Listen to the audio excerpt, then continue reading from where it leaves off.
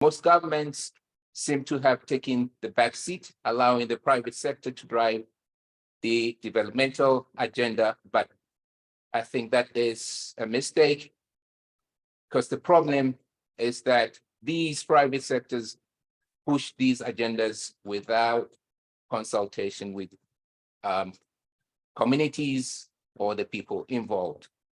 We have gathered here this morning to discuss and explore how we can litigate this right in our domestic courts, as this process will provide content and the much needed jurisprudence to address existing contestations.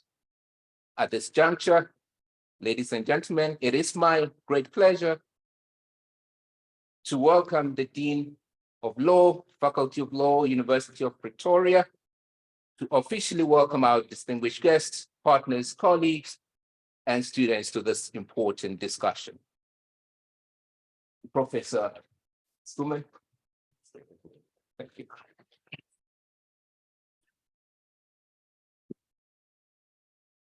Thank you very much for the warm welcome. I would like to welcome all our guests, especially our guests from Belgium. We are blessed this week to have the royal visit, a huge delegation, and I hope that Pretoria is playing along as far as weather is concerned, and that you're all having a very good time here. We're also conscious of the fact that there are two events occurring at the same time, the one here and the one up in the council chamber. So personally, I've chosen as the Dean to attend this event today. I have delegated my Deputy Dean to attend the other event. For me as Dean, it is very important to attend the events of the Centre for Human Rights. As you know, the Centre is a flagship centre in the university. They have a huge continental and African footprint. The Centre is very well placed to conduct a roundtable such as this one here today, because they have a dual character. On the one hand, they are academic. On the other hand, they are an NGO. And so the advocacy that they do comes from deep, solid scholarship and research. And so I think it's very appropriate for them to lead this roundtable today. In terms of people attending today, as I said, we have a vast number of people here, also online, and we would like to welcome them very, very sincerely.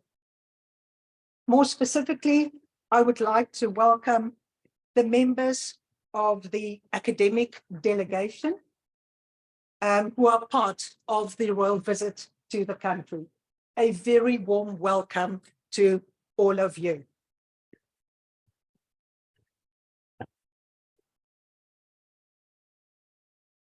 And then, as you know, we are very well supported always by the government of Flanders.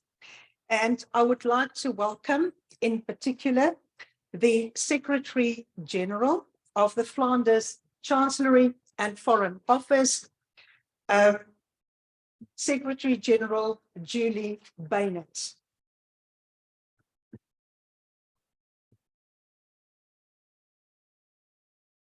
And then I would also like to welcome the General Representative of the Government of Flanders, and Dr. Geraldine Reymenant.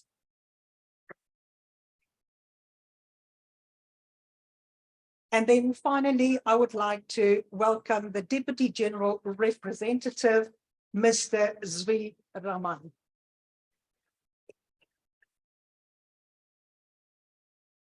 A warm welcome to all of you.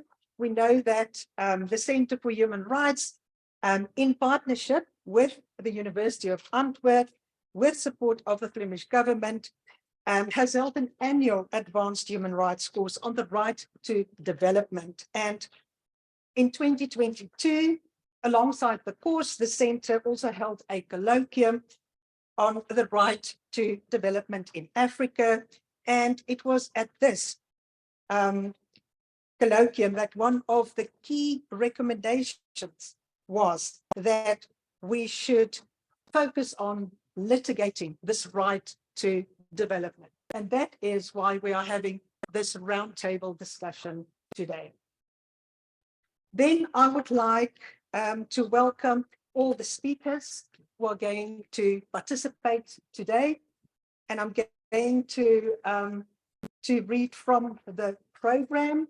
First of all, we have Professor Frederick Swennan, the Dean of the University of Antwerp from Belgium. A warm welcome to you. And then we have the keynote address that will be delivered by Professor Christopher Mbazira, who is the outgoing Dean of Makerere University School of Law in Uganda. Then we will have Professor Kunde Freiter from the University of Antwerp, Professor Yves Haye from Ghent University, as well as Dr. Chairman Okolise from the African Commission on Human and People's Rights. So some people will be online. So if they are not in the audience, then they will join us online. Going further, we will have Dr. Satang Nabane from the University of Dayton in America, Professor Stefans Smith from the Vrije Universiteit Brussels, as well as Professor Sebastian van Drogenbroek. I don't know if he's arrived yet, also from the University St. Paul in Brussels, St. Louis in Brussels. We also have Ms. Christine Ngonge from the Katiba Institute in Kenya, as well as a few visitors. So just going to mention them. We've got Professor Clara Urbano from the University of Ghent, as well as Professor Wouter van der Holle, who is also from the University of Antwerp. He's the Professor and Director of Research. And we have Professor Serge Kanga, who is visiting. He is the Dean of the Faculty of Law from the University of the Free State. I hope I have welcomed everybody, Professor Viljoen. And then I would like to welcome all other participants, members of the audience, as well as our students and all other esteemed guests. I trust that all protocols have been observed.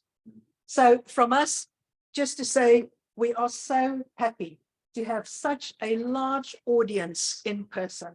You know, we have emerged from COVID and we are taking from that experience the good and the bad. We have a hybrid event today, but for me, it's wonderful to see so many faces here.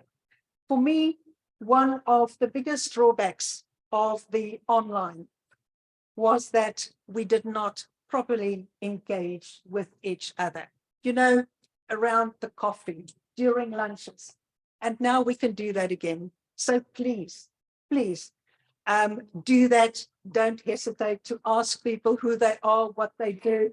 Please build those networks. We are very, very happy and we are very privileged to have you here. Then before I hand over to Professor Viljoen, I also just want to mention that in regard to the right of development, I think the MC has already mentioned that in a lot of African countries, we have private developers, private companies. We also have big multinational companies. And they operate in countries often not taking into account the rights of individuals and communities. And because it is also an interest of mine, I thought that I would just mention that in February this year, 13,000 residents from Ogale in Nigeria have filed claims against Shell for devastating oil spills. This case will probably go to court in London next year. It is again an example of how these private companies, these big multinational companies operate in African countries and leave devastation in their wake. So the right to development, the right of individuals and communities to also have a say in the development that occurs within their regions, within their communities, within their countries is very, very important. It is sad that we today have a roundtable focusing on litigating these rights. That is almost always the last resort, to litigate if rights are not enforced. But if that is what is needed, that is what we should be doing. So I would like to wish you all well today. I trust that we will have fruitful discussions and that everyone will go away from this roundtable energized, committed to see this right being realized. Thank you very much.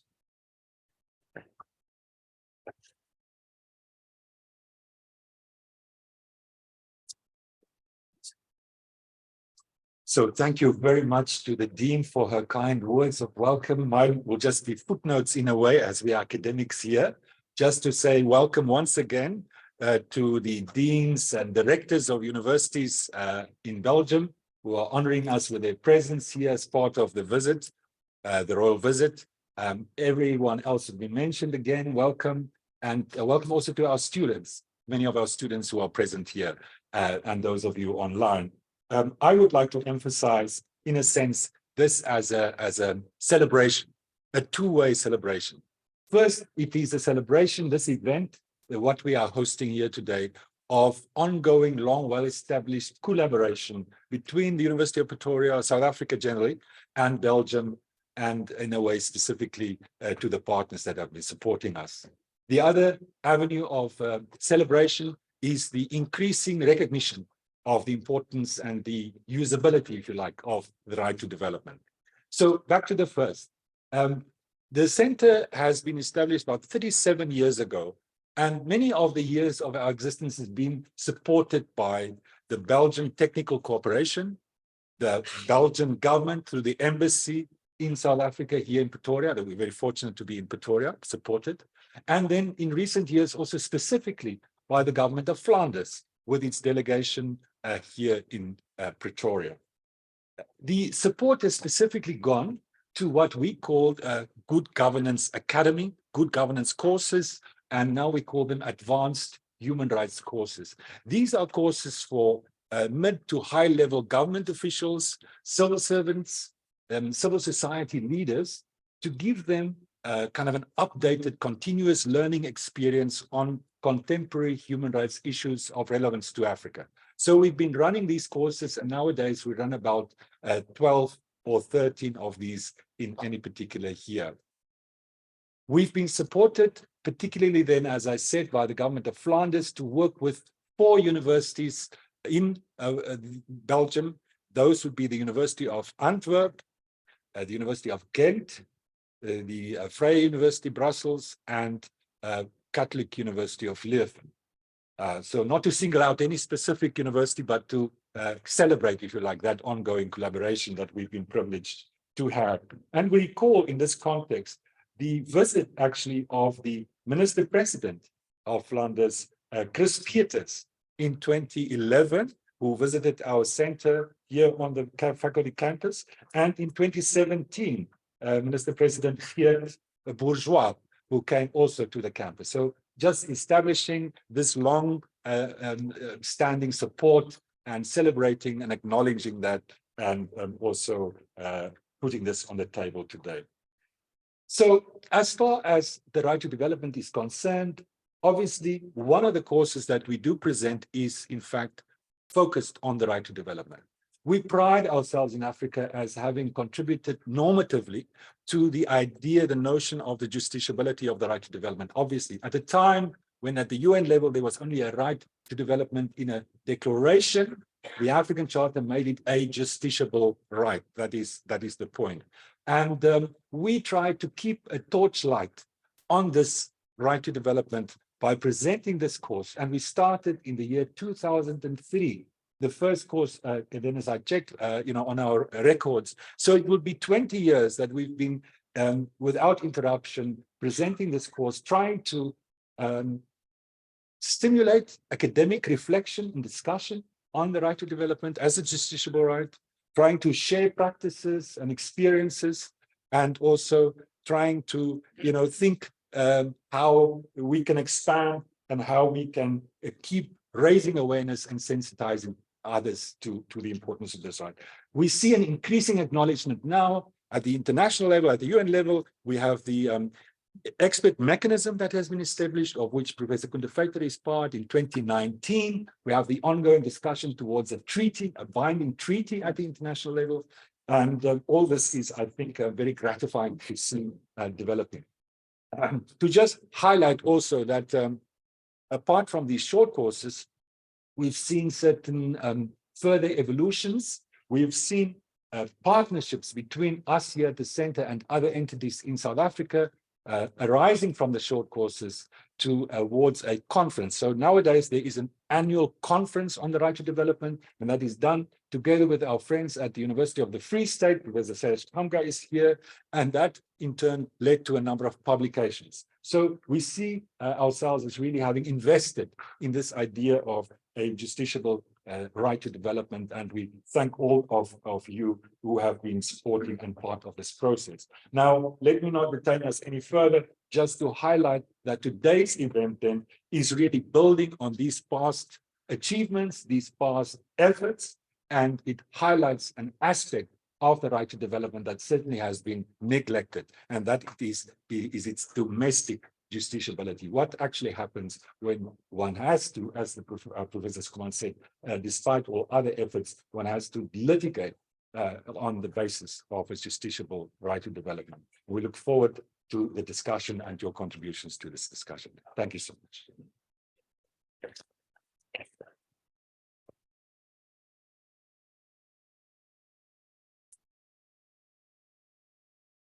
Thank you. And just to add some small additional points in this welcoming address, esteemed guests in all your ranks, grades and qualities already welcomed by the Dean, directors, dear Mr. Honorary President of the Belgian Constitutional Court, who accepted our invitation to also be present here, dear friends.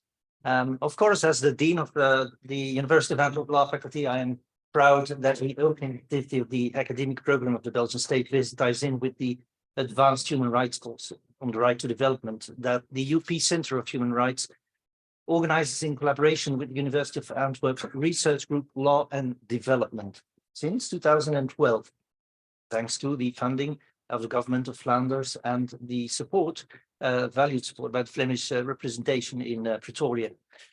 And the involvement too into other courses of the University of Ghent and the Free University of Brussels in the Advanced Human Rights Program maybe can be seen as a precursor of the signing of an important collaboration agreement between those three Flemish universities in 2021 in the context of lifelong learning.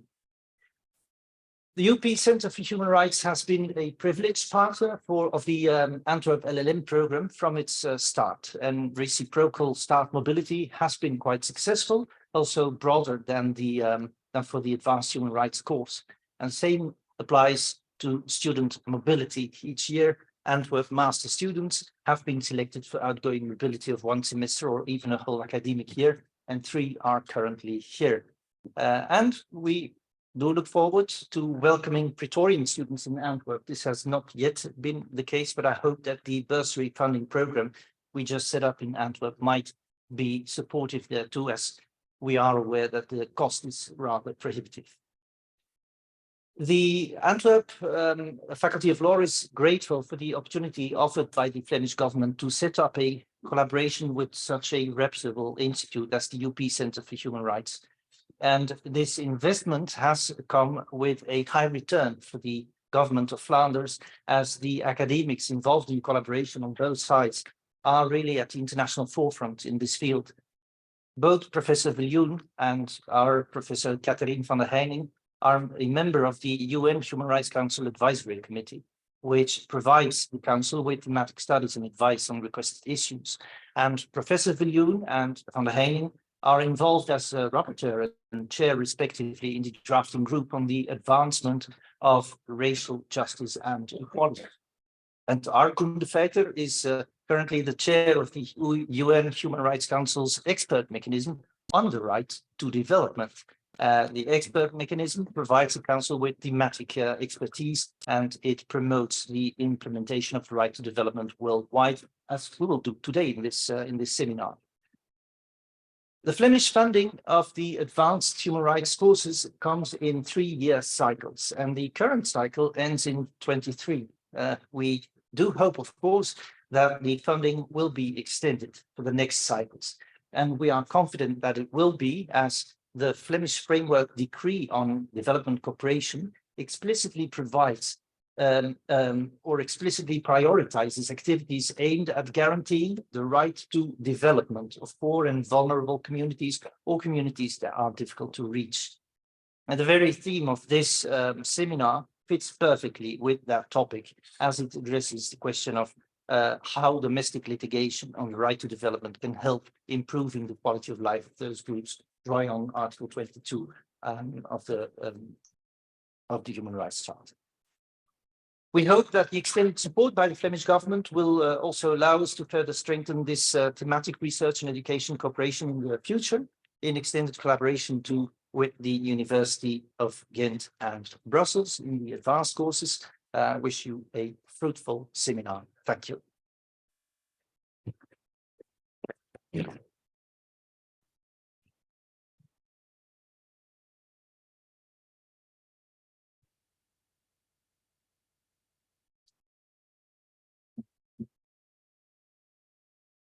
Thank you very much for the welcome address, as well as the opening remarks. At this juncture, I would like to introduce to you Professor Christopher Mbazira, who will give us the keynote address to this program. Professor Christopher Mbazira is a professor and principal dean emeritus of the School of Law, Makerere University. He is also the coordinator of the Public Interest Law Clinic and a founding member of the Network of Public Interest Lawyers. He previously chaired the Rule of Law Committee of the Uganda Law Society and was one of 9 academics who approached the Supreme Court of Uganda and were admitted as amici in 2016 presidential election petition. Professor Mbazira has written and spoken widely on the subject of socioeconomic rights in the context of the judicial application of these rights, as well as public interest litigation. He is the author of the book titled Litigating Socioeconomic Rights in South Africa, a choice between corrective and distributive justice, which was published in 2009, and several other articles that he has also published. Since 2018, Professor Mbazira has supported the National Planning Authority, NPA, in integrating the human rights-based approach in his country development agenda. He has also consulted with international agencies, including the United Nations on Human Rights and Governance Matters. In 2021, Professor Mbazira won the Uganda Law Society Award for his distinguished service in legal education in Uganda. He has been key in introducing the use of the clinical methodology of teaching the law and building a community of public interest lawyers in Uganda. Professor Mbazira holds an LLB from Makerere University, an LLM in human rights from the University of Pretoria, and a PhD from the University of the Western Cape in South Africa. In 2015, Professor Mbazira was a co-recipient of the Vera Chirwa Award given by the Center for Human Rights, University of Pretoria, for his outstanding contribution in the promotion of socioeconomic rights in Africa. He is a proprietor of Amicus Consortium Limited, with its Amicus Makes Farm. Prof. Mbazira has previously served as a member of the Uganda Law Council, a body that regulates the legal profession in Uganda, and also sat on the Law Development Center. Ladies and gentlemen, it is my privilege to welcome Professor Mbazira.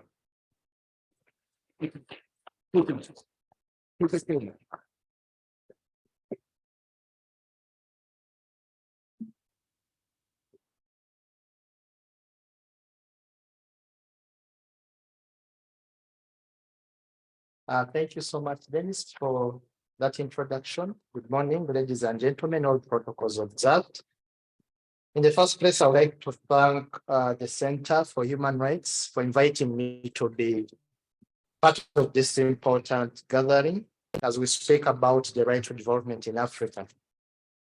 I was asked to give this keynote address focusing on the subject of litigation, whereby I was asked to interrogate the possibilities of litigating the right to development in Africa. Litigation is something that I'm passionate about. I've done quite a bit of work in that in the context of Uganda, and I keep tabs on what is happening in other African countries. This gives me an opportunity to share my experience and the research that I've done on the subject of litigation in general, and on the subject of litigating the right to development in Africa. I don't know whether my PowerPoint is going to run. Yes. Yeah, if you could run my PowerPoint. I have only 4 slides. I have 20 minutes to present this. So you can.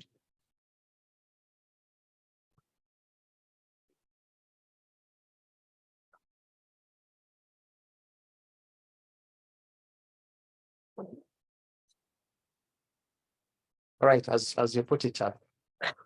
My presentation is going to be short. It has only 4 parts. One, I'll give an introduction, followed by an indication of the right in African constitutions. I will say something about enforcing the right in Africa, and then draw conclusions and make recommendations. By way of introduction, we know that the right to development is protected by the United Nations Declaration on the Right to Development. And we know that it's also protected in the African Charter on Human and People's Rights, as has already been indicated. In the declaration, particularly Article 8, it provides that states are required to undertake at the national level all necessary measures for the realization of the right to development, and shall ensure, inter alia, equality of opportunity for all in their access to basic resources, education, health services, food, housing, employment, and the fair distribution of income. Effective measures should be undertaken to ensure that women have an active role in the development process. Appropriate economic and social reforms should be carried out with a view eradicating all social injustices. There are other provisions that define other elements of the right in the declaration. At the regional level, as already been mentioned, we know that the African Charter in Article 20, in the first place, links the right to development to the right to self-determination, when it says that peoples have the right to freely determine their political status and shall pursue their economic and social development according to the policy they have freely chosen. In addition, the Charter in Article 22 guarantees peoples the right to their economic, social, and cultural development with due regard to their freedom and identity in the equal enjoyment of the common heritage of mankind. Similarly, in Article 22.2, states are given the duty, individually or collectively, to ensure exercise of the right to involvement. Also relevant is the right to national and international peace, because national and international peace is indicated as an element of the right in the declaration. When we look at the national constitutions in Africa, there are quite a number of documents in this regard that protect the rights. Different approaches have been taken, of course. There are countries that protect the right as part of the Bill of Rights in a comprehensive manner, indicating the right as justiciable. There are countries that protect elements of the right in the national objectives and directive principles of state policy. And of course, in those countries, there are debates regarding the justiciability of the national objectives and directive principles of state policy. There are countries that protect elements of the rights in the protection of economic, social, and cultural rights. For some countries, economic, social, and cultural rights are fully protected as justiciable in the Bill of Rights. For some, it is elements of the same or sprinkles here and there in the Bill of Rights, and then elements in the national objectives. For the countries that fall in the first category, we see Malawi, for instance, which in Article 30 comprehensively protects the right as justiciable in the Bill of Rights as the right to development. We see Ethiopia does the same in Article 43. It also protects the rights and it elaborates it, connecting it to sustainable development in this regard. There are countries that have domesticated the African Charter, and in that sense, thereby domesticated the right to development, and Nigeria falls in this category. Then other countries such as Uganda, my country, simply have elements of the right in the directive principles of state policy, but also elements of economic, social, and cultural rights in the body of the Bill of Rights. In the case of Ghana, the rights are captured, the right is captured as part of the directive principles of state policy. Another category of countries, we see here South Africa and Kenya, countries that comprehensively protect economic, social, and cultural rights as part of the Bill of Rights. Zimbabwe as well falls in this category, and so many other African countries are picking up in this regard. One then needs to interrogate the enforcement of the right at the regional level. I've already indicated that the right is protected in various provisions of the African Charter. The Charter has, in the first place, been relevant in terms of providing guidance on the content of the right, and indeed has been drawn on by some countries in drafting their national constitutions. In my paper, I show, for instance, that when Kenya was drafting the 2010 constitution, it was urged to seek inspiration and to be guided by the Charter, and indeed, elements of the right to involvement were picked and appear in various parts of the Bill of Rights of the Constitution of Kenya. The Charter has also, in some respects, been applied in addition to those countries which have, I'm not yet quoted there. The Charter has, in addition to those countries that have domesticated the way Nigeria has done, we also have countries that have applied provisions of the Charter. First, as aids to interpretation of their own constitutions. But in some cases, the Charter has been cited as a source of law.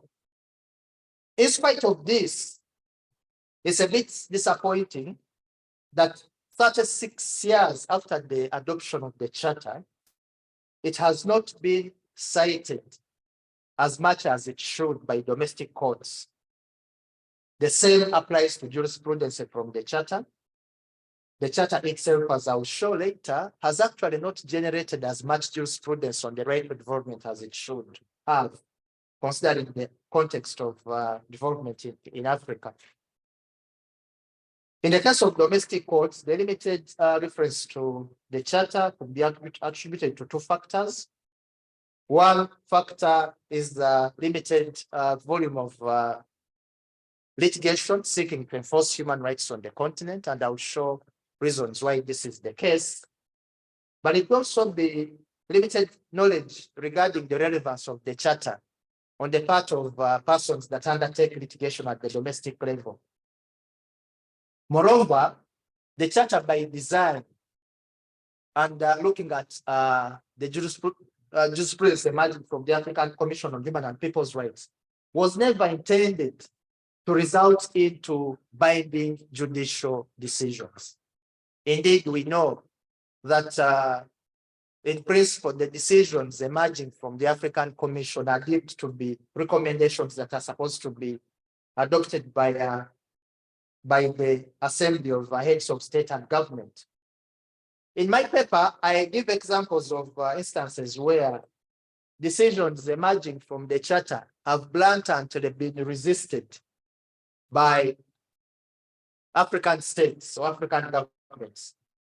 For instance, I draw on an article by Rachel Murray and Elizabeth Mutashra, where they demonstrate that the Botswana government expressly indicated it would not comply with the decision issued by the African Commission in the case of Good versus Botswana.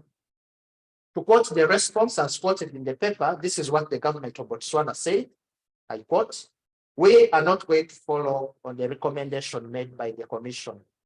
It does not give orders, and it is not a court. We are not going to listen to them. We will not compensate Mr. Good."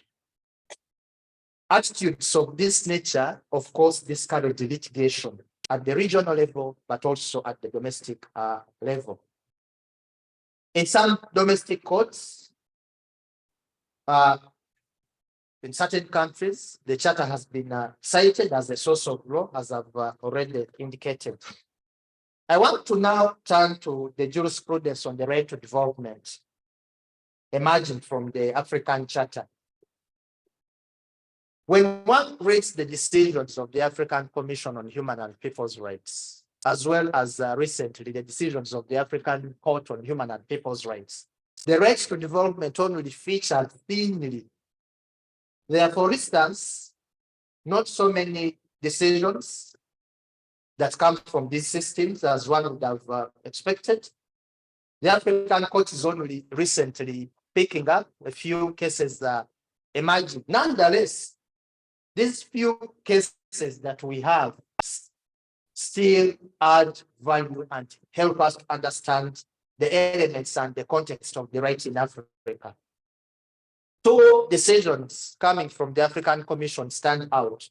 The first decision is the SERAC decision, which is known to many of us here, the Social and Economic Rights Action Center versus Nigeria, which focused on the activities of Shell. Again, the Dean has told us about an upcoming case. It's not the first time that Shell will be the subject of litigation. And in that decision, the African Commission, of course, finds that Shell had violated various provisions of the African Charter, including provisions on the right to development. In very specific terms, the Commission looked at development in the context of the obligations of non-state actors. Remember, non-state actors are not parties to the African Charter on Human and People's Rights. Nevertheless, they derivatively have obligations that can be imposed on them through litigation adopted at a domestic level, which the Nigerian government had to a certain extent not done. And in that case, that decision, the Commission observes, I quote, "The intervention of multinational corporations may be a potentially positive force for development if the state and the people concerned are ever mindful of the common good and the sacred rights of individuals and communities." End of quote. A more elaborate decision comes in the decision of the African Commission in the case of the Center for Minority Rights, that is a Kenyan organization that sued the government of Kenya to enforce the rights of the Endorers. Among others, the African Commission found that the government of Kenya in declaring the area inhabited by the Endurance community as a reserve had not consulted with the community. There was no evidence that the community was benefiting at all from the profits emerging from the conservation. And based on that, the commission finds that there have not been effective participation as required by the charter, and it faults the government of Kenya for violating the rights to development as protected by the African Charter on Human and People's Rights.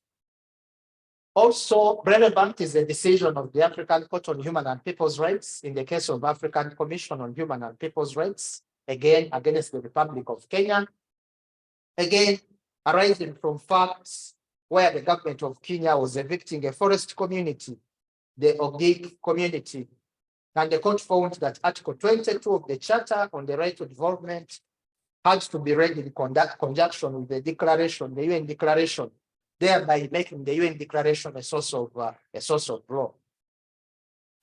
I want to turn to enforcement of the right in domestic courts, and I know I'm running out of time. I've already indicated that there are countries that have domesticated the charter, and Nigeria falls in this category. In spite of this, we've not seen so many cases litigated in the Nigerian courts on the right to development. In my research, I came across only one case. Interestingly, the case is also against Shell. I don't know what is happening to Shell, but it's a case again against Shell. Not sure I'll get the pronunciation of the petitioner correctly. The Nigerian colleagues here can help. It is Gambere, something like that, versus Shell. In the case, the federal court, based on the fact that the charter was part of the laws of Nigeria, found the activities of gas flaring in the area to have violated the right to development in Article 24 of the charter. But as I've already mentioned, this is only one case. I didn't come across other cases in Nigeria that are enforcing the right. There are also countries where the courts have acknowledged the relevance of the charter as a source of law. In Botswana, we see that. In the Sesana case, for instance, against the Attorney General, where referring to the charter, that court acknowledges the existence of the right to development. To quote, the court says, this is a case that questions the meaning of development and demands of the respondents to take a closer look at its definition of the notion. One of colonialism's greatest failings was to assume that development was, in the case of Britain, angelicizing the colonized. I need water. Sorry. Oh, just read the quote again. This is a case that questions the meaning of development and demands of the respondent to take a closer look at its definition of that notion. One of colonialism's greatest failings was to assume that development was, in the case of Britain, angelicizing the colonized. All the current talk about African renaissance is really a twisting and turning of the yokes of that ideology. Botswana has a unique opportunity to do things differently. The court continues to say, I quote again, the case is thus ultimately about a people demanding dignity and respect. It is a people saying, in essence, our way of life may be different, but it is one of respect. We may be changing and getting closer to your way of life, but give us a chance to decide what we want to carry with us into the future. So we can see from this jurisprudence that is emerging that actually the courts are mindful of the rights to development and elements thereof. There is that category of countries that has domesticated the economic, social, and cultural rights as comprehensively justiciable. In These countries, we see jurisprudence that is emerging that indeed enforces elements of the right. I refer here to South Africa. South Africa has, for instance, a number of decisions where one of the issues emerging is whether the state has meaningfully engaged. Because we know the right to development is both a substantive but also procedural right. So the way you arrive at a decision matters. So in some of these cases, the courts are asking whether the state has meaningfully engaged.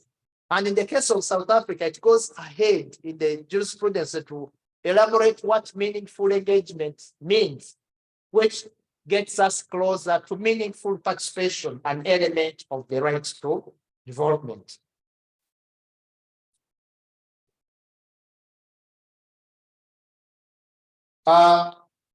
We also need to be mindful of the fact that even for certain countries that have constitutionally protected the right, there is no litigation that is happening in those countries.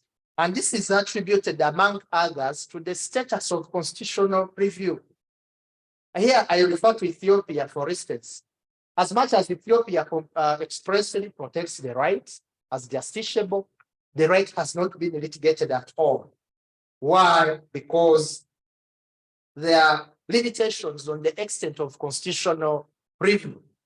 The Ethiopian legal system is not in the practice or does not have the culture of subjecting decisions of the state or legislation to constitutional scrutiny. And this has limited the opportunities of litigating the rights to development. The other factor that impacts on judicial enforcement of the right to development is the right of constitutional litigation. Even for countries where courts have the power to review the constitution, the enforcement of these rights and promotion of their litigation is dependent on the volume of cases that are going to court. This is not the case in some countries.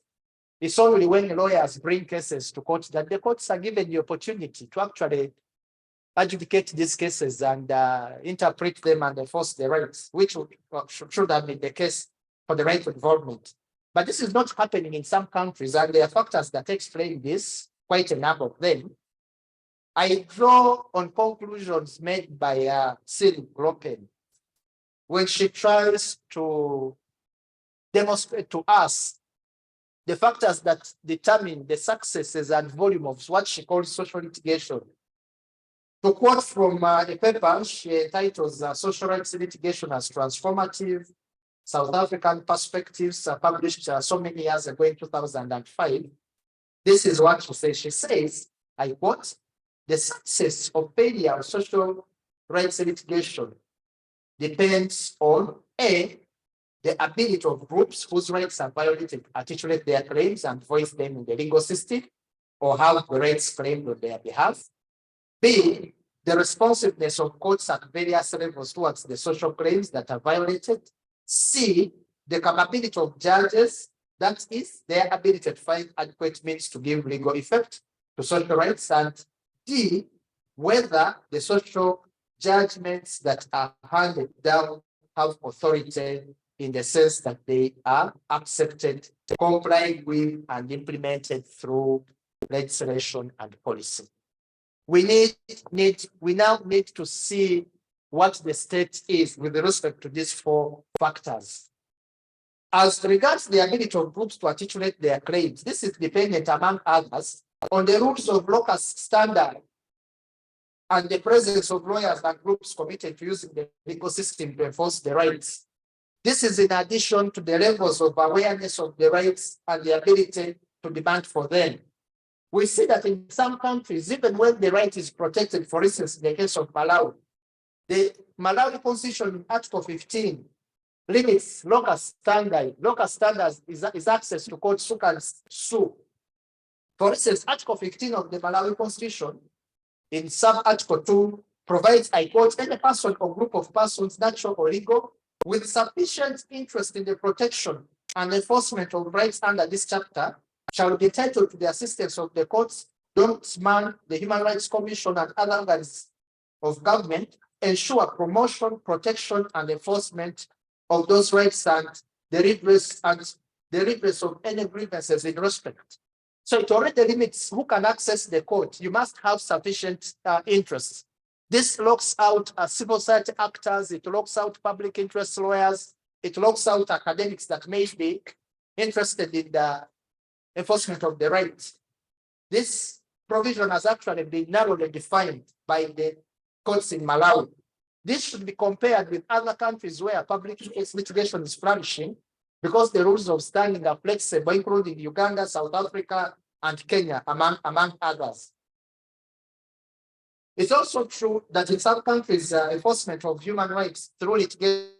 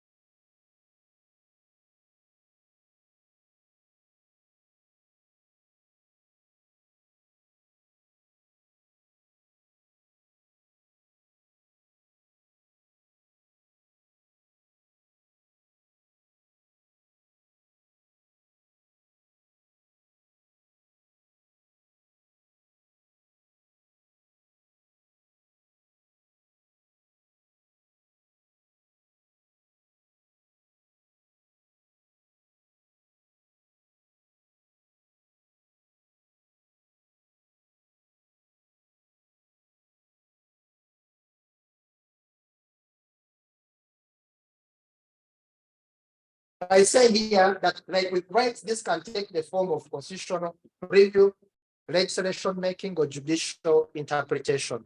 Of course, I'm not blind to the political and governance dynamics of countries such as Ethiopia. Number three, we need to promote constitutional litigation. How can we do this? And this is my last point.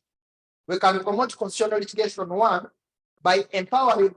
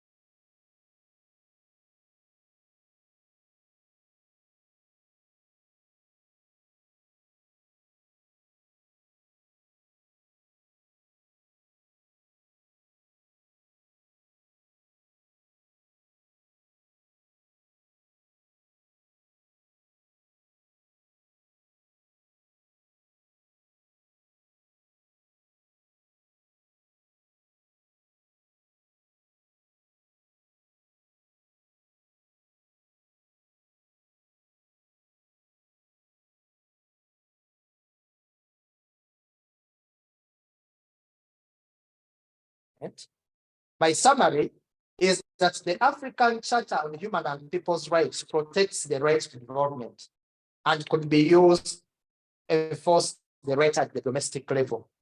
The right is also developed by the UN Declaration on the Right to Development. Nonetheless, the African Charter has not generated adequate jurisprudence on the right in its 35 years of existence. Indeed, although it has been domesticated in some countries, it has equally generated only a handful of cases on the right to development. In some countries, the elements of the rights are enforced through economic, social, and cultural rights. The limited enforcement could be attributed to the place of the right in the legal framework, accessibility to courts, and drivers of constitutional litigation. I therefore recommend the following. As I've already indicated, one, promote protection of the right or elements thereof in the legal framework. Two, promote constitutional review. Three, promote constitutional litigation. Thank you so much for listening.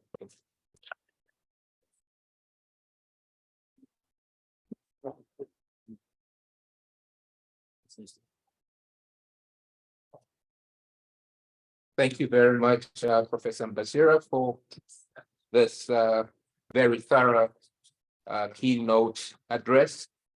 We are running out of time, or behind time, should I say. And so what I think we should do is to stick to the time which is going to be allocated for responses to the keynote address. We were to have 3 responses, but I think now we would have 2 because Professor Haik is unwell and would not be able to participate.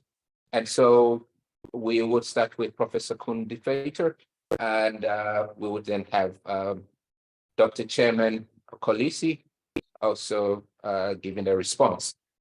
And we would allocate 5 minutes each to the presenters. So with that, then welcome Professor Koen de Veter.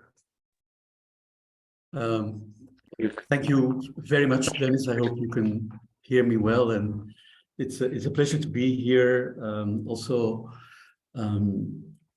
Enjoy I've always enjoyed the collaboration with the center and particularly on the issue of the right to development.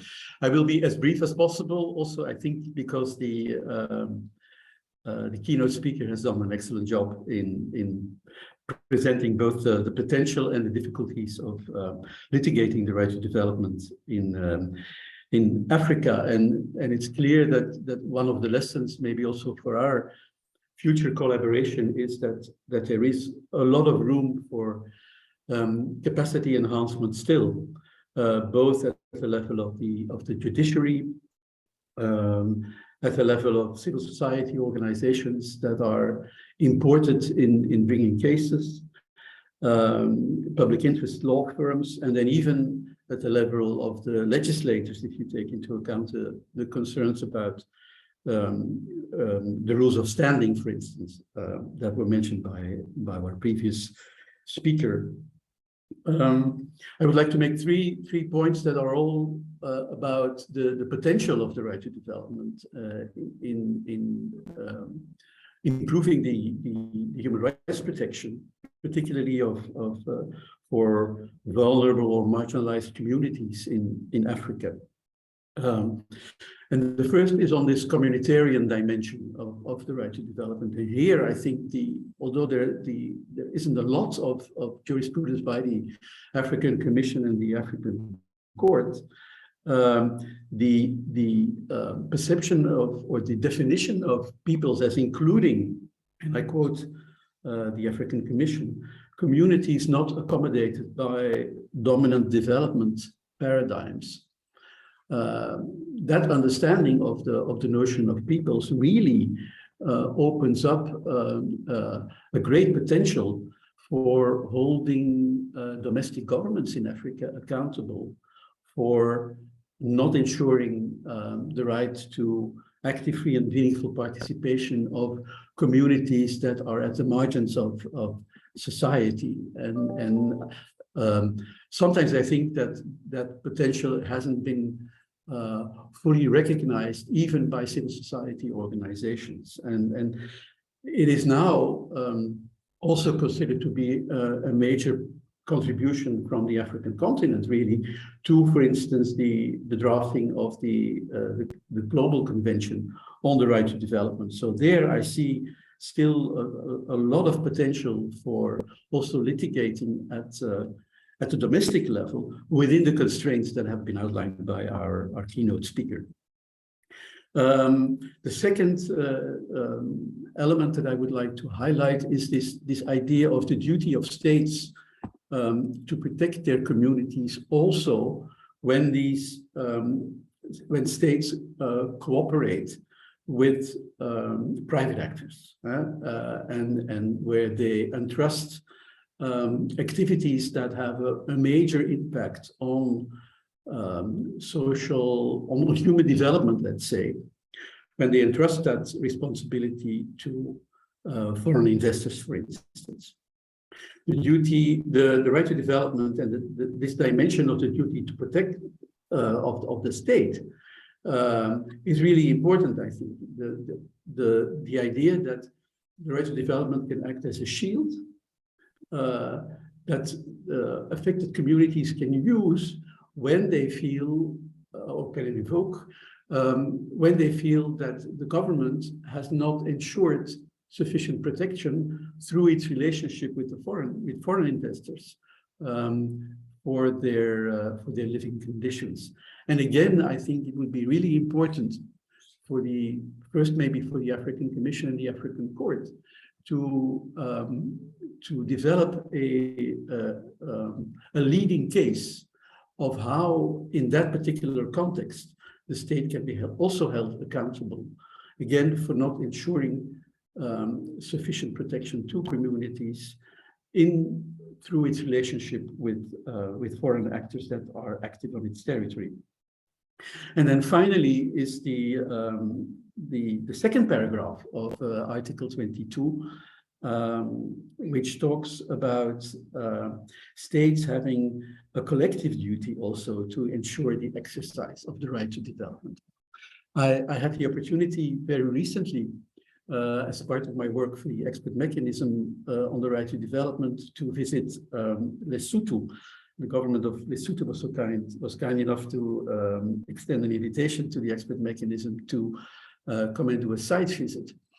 And one of the projects that I had the opportunity to visit is the Lesotho Highlands Water Project, which is a bilateral venture between Lesotho and South Africa. And it's mainly about building dams in Lesotho and then channeling water from Lesotho to South Africa in order to improve the access to safe drinking water in the Johannesburg area in South Africa. Now, these dams inevitably lead to flooding of areas within Lesotho, and the dam that I visited, which is currently being built, will lead to 50 square kilometers of land being flooded. And of course, that also affects the communities that are living in that area in the Maluti Mountains, some of which will need to be moved because of the flooding. And so again, I think there's a potential there to explore what is Article 22 in the second paragraph of it, which talks about this collective responsibility of African states among themselves to protect the right to development might mean in this kind of context. Because obviously this project is really important both for Lesotho in terms of the revenues that it will bring. It's extremely important from the South African side to improve access to drinking water, but it also affects the local communities in the mountains. And so if they suffer adverse consequences and potentially violations of the right to development, how would that duty, that collective duty of states to protect the right to development, how could that be litigated or monitored? Thank you very much for this opportunity to contribute to the conference. Thank you.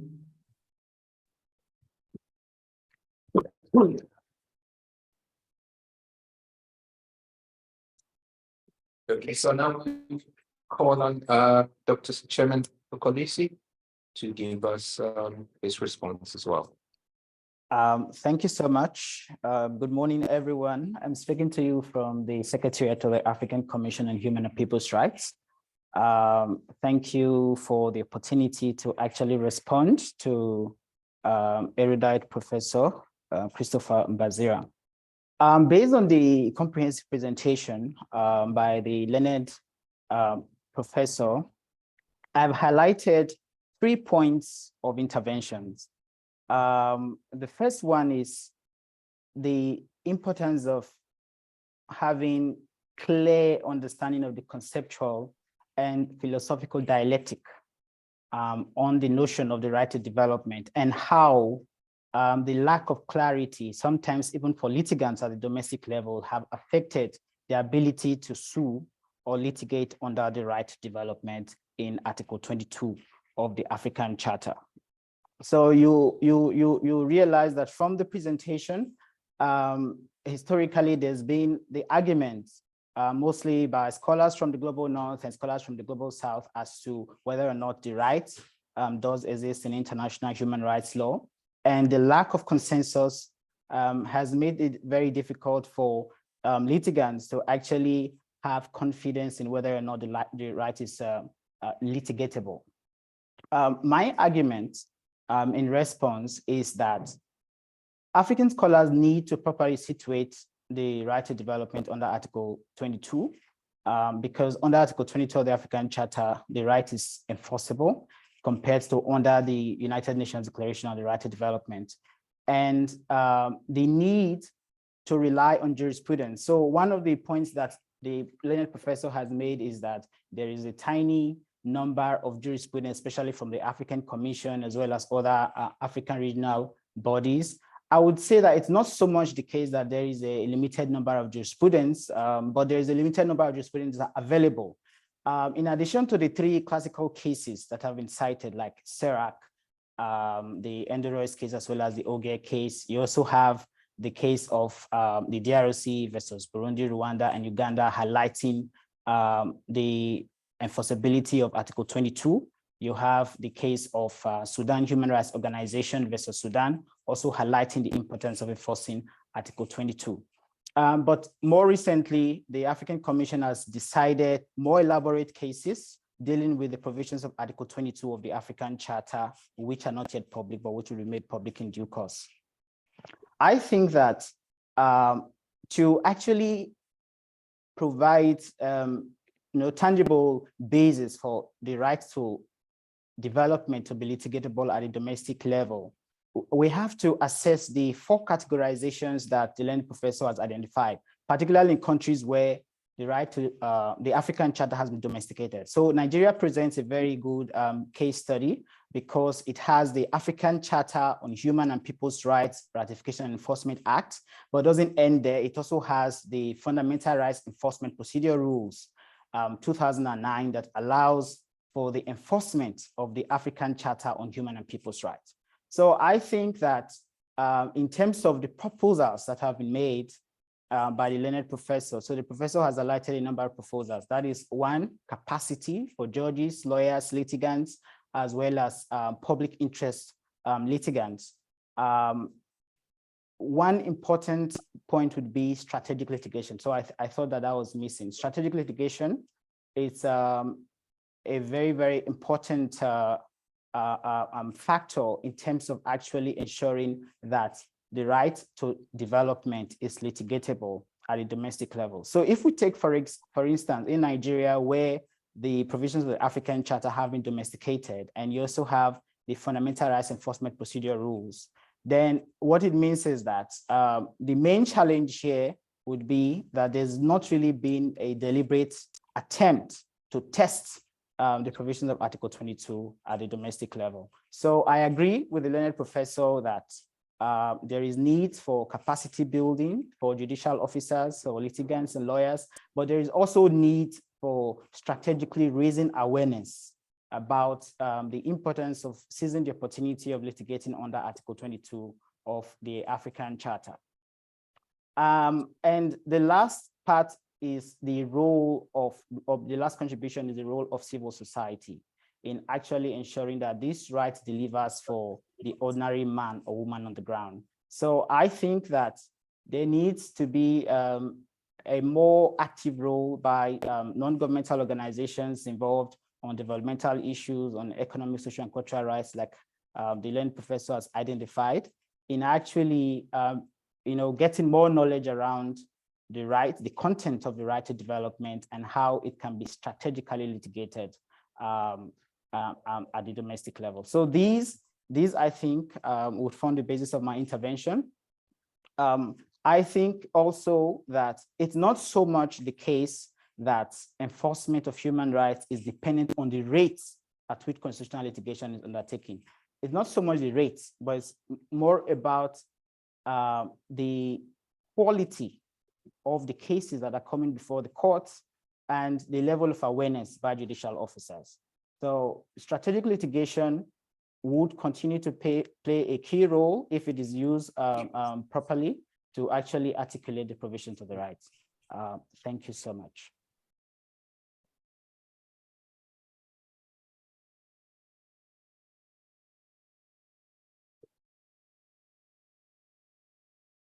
So after these responses, we would then have a dialogue, and we would have 3 main speakers to lead this discussion. We'll start with Dr. Satan Nabane, and then move to Professor Stephen Smith, and we will also have Professor Sebastian van Drew Fembrook, and then Mrs. Christine Colombier from Katiba Institute in Kenya. So we'll give 5 minutes to each presenter, and please do stick to time because we are running out of time, as you had already indicated. So Dr. Satang Bafane, please do take. Sure. Good morning, everybody. Thank you, Denise. And thank you just to say, first of all, thank you to the center, I think, for this very timely roundtable on the litigation of the right to development in domestic courts, and much appreciation to Professor Mazira for laying the foundation for the conversation. I think for us, the panelists on this part, our job is a little bit easier, given that the first two discussants have actually really highlighted and reflected on the issues that were raised by Professor Mazira in his keynote address. I think I will briefly, I mean, it's a couple of minutes. I'll briefly want to come in 2 ways. I think one is just in terms of, especially as we think around the litigation on the right to development, perhaps an issue, I suppose, that we need to interrogate as well as keep at the back of our minds, especially coming from the practitioner side of it, I think is thinking around, for instance, the issue about the conflict of priorities as it relates to the right to development and how that impacts the realization of the right to development itself. I mean, just to say, obviously, this year we are commemorating the 75th anniversary of the UDHR, which is useful, I think, especially, but also recognizing that historically as well, development as a concept has really been one that reiterates the neo-colonial frameworks in which, especially walking through the mechanisms of that. And so I think part of this conversation and part of this roundtable and subsequently the interactions on the right to development, especially as it relates to, I think, litigation also needs to be premised on this framework as well. I think when we talk about especially interrogating the issue of conflict of priorities as it relates to development, I think we can look at that in 2 ways. One, at a larger scale, we can talk about how development agendas like the SDGs, but also our Agenda 2063, which is really vital as it really centers the need for self-determination and also prioritizing African solutions for African problems, I think interact with each other. Is a key issue that should be at the back of our minds as we think around litigation, especially in the implementation phase of these development agendas, because they do have strong implications for prioritization of actions, but also in terms of their effectiveness as well. And just to bring it down to the national level, especially with regard to the issue of a conflict of priorities, this question lies in, I think, a key question when you talk about the right to development. And just to piggyback on some of Dr. Chairman's point, as well as with the earlier intervention, is that the right to development conceptually and in terms of its implementation and realization also has to do with issues around trade of right, particularly as it relates to fully implementing it, but also in terms of equality as well as non-retrogression. Part of it is, I think, especially when it comes to the issue around trade-off, is asking questions about whether we can either spend more money in the improvement of the right X and less on the right Y, and what the implications of that is, especially for more marginalized and vulnerable communities as well. Obviously, the right to development, you can talk about that and its full realization without talking about resources, and we know that the speedy realization of the right actually also calls for addressing the issue around resource constraint, and that's really where the issue of the trade-off really also comes in. And I think very much connected to that as well is the issue around human rights-based approaches themselves, right? Because part of the challenge and the critique of the human rights-based approach is that it does not necessarily offer explicit metric for trade-off. What does it mean if you're going to focus more on X, and what's the implication of Y? I mean, a practical example will be around climate adaptation and what that means on one hand for the overall community as it relates to addressing the issue of climate change, but also on the other hand as well, what is the implication of that for girls and women, what is the gender implications of that? So really, what is the balancing act when it comes to improving one right, while focusing less, and especially given, as I said, the resource constraint as well. So I just wanted to add that on, but my interest particularly is also just to add, in addition to, the recommendations and perhaps the strategies that have already been highlighted, two things as it relates to practical ways, especially around the litigation of the right to development from a practitioner perspective. I think one has to do with the issue around networking. I know it's something that we've talked about. It's also something that we are all working on and have been working on as well. But I do think that it is important to reiterate that whether it's the international level, whether at the national level or local level, network building, especially between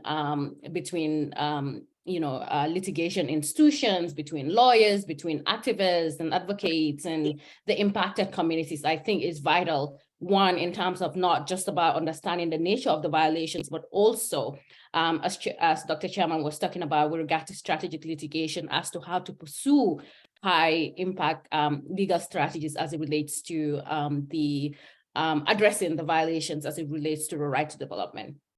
And then finally, I do think we do this, but I do think we need to, be more intentional about knowledge sharing and action learning, especially as it relates to the work that we do specifically with regard to this caution as it relates to litigation on the right to development. I think one is obviously there is continuous need for case focused mentoring, especially I think it was mentioned before. Case focused mentoring is vital, one in terms of capacity building, but also reinforcement as well. And that also comes within the networking part, because part of it is thinking of how do we create alliance buildings? How do we create informal, it doesn't really have to be formal networks, but how do we create formal, both formal, but also informal networks of lawyers, activists, experts, and and other stakeholders within this particular conversation, especially as it relates to litigation on the right to development as well. The other side of it is really around, I know I have a minute or so, I'll just try to wrap up. The other part of this is really around, for instance, around knowledge sharing that is multi-directional in a sense, that it's not just one side, it's not just the lawyers and the experts going in and getting the information to actually file the cases and things like that, but it also needs to be multi-directional, as I said as well, which will be helpful because part of this is thinking around how do we think, especially as we undertake legal strategies as it relates to violations of the right to development.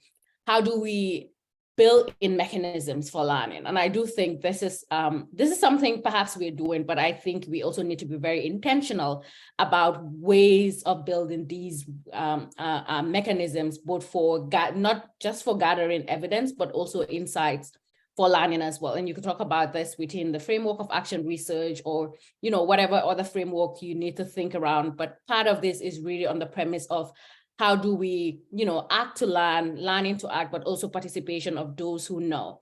This is really recognizing, I think, one is that there is an enormous expertise and creativity that lies within human rights struggles, and that we could also share together as well.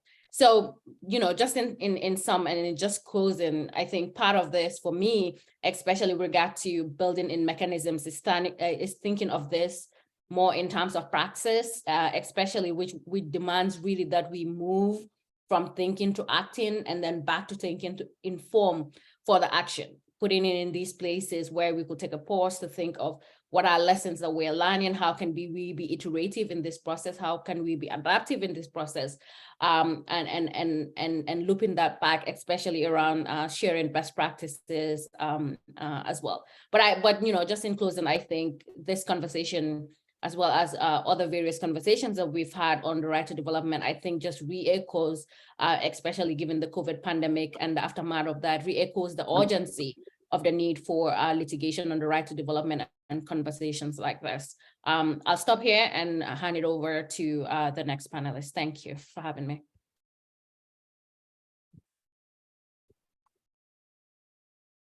I'm Stefan Smith, Professor of International and European Law at the Free University of Brussels. And I would like, first of all, to thank the organizers of this conference for also having invited me, although I'm not here as the specialist of the right to development, but more as a partner in the advanced human rights courses, in the sense that the VUB works together with the University of Pretoria in delivering the course on sexual minority rights, the course that is also financially supported by the Flemish government, and that is delivered every year.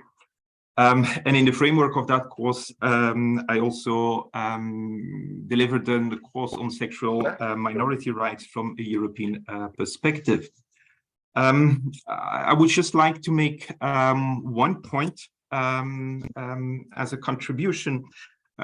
We have seen and listening to different specialists on the right to development, and that there are quite some problems in litigating on the right to development. And one thing is explaining what is the right to development and explaining the problem. But the other thing is that we also need to develop a strategy for litigating on the right to development. And with that, I return a bit to what Chairman Okoloisi and also Santang said. And so we need to develop a strategy, a kind of a plan of action. And we could, I think, draw some inspiration on how strategies are developed in the area of climate change, and how they develop strategic litigation. I was a couple of weeks ago, I was part in a meeting, a coalition of Belgian scholars who are working on climate change and focusing on climate change litigation, a coalition of engineers, lawyers, geographers, hydrologists. And I can just try to share a couple of conclusions that may help in developing also paths for strategic litigation in the area of the right to development. First of all, it is important to select the cases and make sure that you select those cases that really advance the discussion on the right to development. It doesn't make sense, I think, on the basis of the discussion we had today, and to start a case in Ethiopia. It would maybe be better and to see whether Nigeria would be a venue to start a case. Maybe Uganda, Malawi may not be the best place. So important, select cases that may advance the cause. Then it is important also, and I also refer to what Santang has said, that it is supported by specialists. So make sure that when cases are brought before national courts and tribunals, that it is supported by specialists on the issue, and also that coalitions of academics, lawyers, and civil society organizations work together in a kind of a network where they can exchange information, exchange practices, so that they can advance the cases. A good example, again, from the network on climate change is to maybe set up a website where information is provided on everyone who would like to start a case. And so they have a network where they post the cases, where they have PowerPoint presentations, where they have the state of the art of proof, where they have lists of experts who would like to participate in these cases.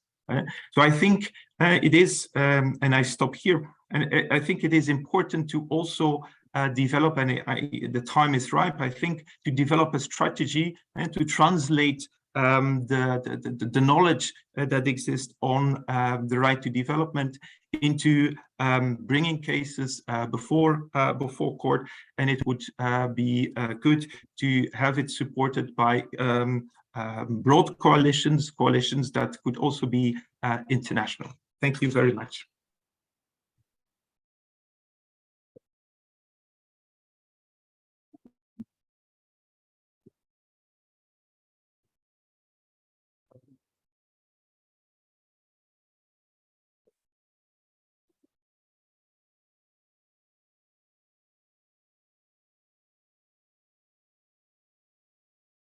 Ladies and gentlemen, dear colleagues, first of all, I would like to thank very much the organizer of this roundtable for inviting me to speak. I will try to stay brief, just on time. It has been emphasized many times since the beginning of the debate. The right to development as a human right suffers from a certain lack of justiciability, understood as its capacity to be enforced by a judge, whether national or international. And to be clear, this justiciability is not a condition for existence of the right, but it is, however, an important element of its effectiveness. The problem lies fundamentally in the doctrine of the separation of powers and the idea that we have of the legitimate place of a judge in a democratic society. Is it conceivable that a judge could define the optimal conditions for development of a part of the population? Is it conceivable that this judge could give precise positive injunction in a particular direction where the public decision is based on complex socio-economic consideration and limited financial resources? If the answer to all these questions is no, then the right to development will have no substance and will remain a dead letter.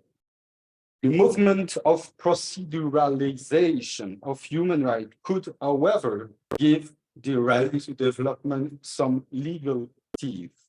The procedural approach to human rights is concerned not so much with what is decided, but more precisely with how it is decided, with the fairness in the broadest sense of the word, with the fairness of the decision-making process. It must be well-informed and equitable. These procedural aspects are well known in the case of the protection of the right to an healthy environment, the organization of independent inquiries, consultation, information to the public, the right to appeal to a court. These are the procedural elements.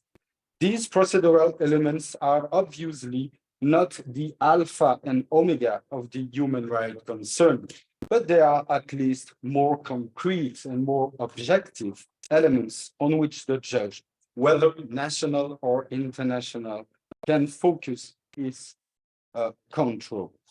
This procedural approach can be found in the field of minority protection, which has strong connection with the right to development. In the case of Homa versus Peru, the Human Rights Committee concluded that Article 27 of the International Covenant on Civil and Political Rights has been violated because, inter alia, Peru's decision to divert a river had been taken without proper consultation of the minority concerned. In the committee's views, and I quote it, the admissibility of such measures which substantially compromise or interfere with the culturally significant economic activities of a minority community depends on whether the member of the community in question have had the opportunity to participate in the decision-making process in relation to these measures. The committee considers that participation in this decision-making process must be effective. We can find something similar in the decision Gunther Noack versus Germany of the European Court of Human Rights, this time concerning the total displacement of the inhabitants of a Sorabian minority village, because this village was at the surface of a coal mine that was to be exploited. Here, the European Court of Human Rights didn't conclude to the violation of the convention. But in doing so, it did, however, take into consideration the good procedural quality of the process followed, a wide debate in the parliament and the possibility for the representative of the minority to contest the decrees in front of the Constitutional Court of the land. Of course, we can also find this procedural approach in the decision of the African Commission of Human Rights in the case of Andorra, and also in the judgment of the African Court of Human Rights in the case of the OJIC. This emphasis on the procedural approach, which seems to be widely shared by international human rights body, must of course be kept within clear limits. It does not replace the substantive approach, but complements it only. A fair procedure is certainly a guarantee to increase the chance of a fair decision, but it's not an absolute guarantee of a fair decision. The procedural approach is, in other terms, not miraculous, but it does provide a national judge with concrete and objective points of support to exercise its control, and thus strengthens the justiciability of the right to development. The procedural approach, I'll finish by this word, the procedural approach properly understood can thus be the Trojan horse of a more extensive substantive control. Thank you for your attention.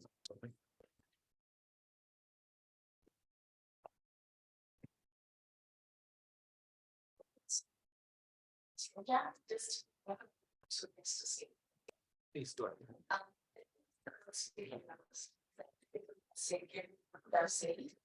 And so I just made one or two interventions. So I work with Katiba Institute, which is based in Kenya. And as Professor Mbazira was saying, the Kenyan Constitution actually respects almost facets of the right to development. We have a robust Bill of Rights. At the time, it was the largest, most comprehensive Bill of Rights in the world. It encompasses both political and cultural rights, social rights, environmental rights, rights to participation, rights of marginalized minorities. It covers almost anything you can think of in terms of a comprehensive human rights framework. And because of that, it also has an expanded right of standing for Commonwealth countries or countries with a former Commonwealth legacy. You know, before you had to prove direct injury to be able to access courts for remedy. But in Kenya, you don't have to have secondary injury. It could be a person who's representing a community, group, class. It could be anything. And it could also, the Constitution that we explain, you can go to court to redress constitutional, breach of constitutional principles. And one of them is sustainable development. That's a constitutional principle. Another constitutional principle is accountability, integrity, transparency. And then now you have the respective human rights, like the right to education, right to food, right to health, all of those which are dependent on resources, they're resource intensive, and therefore development takes acts on ensuring they're enforced. But that said, because you have a vibrant constitution, you can carry out strategic litigation, even if you are not affected. We have invested a lot in training the judiciary to ensure they always have a human rights-based approach when dealing with human rights issues. And we have very knowledgeable litigants and created coalitions in litigating some interesting issues in Kenya, coalitions within and without Africa. But that said, we still find strategic litigation as its weaknesses, irrespective of all. Because I believe one of the speakers here saying quality of litigation and quality of justice will determine the kind of outcome we have. But irrespective of all this, we've had challenges with strategic litigation, and it's always on the street. So enforcement, especially for resource-intensive remedies, we always get pushback from the state. And so what we've started developing as constitutional lawyers and litigants is trying to develop an incremental approach to addressing substantive and expansive human rights issues.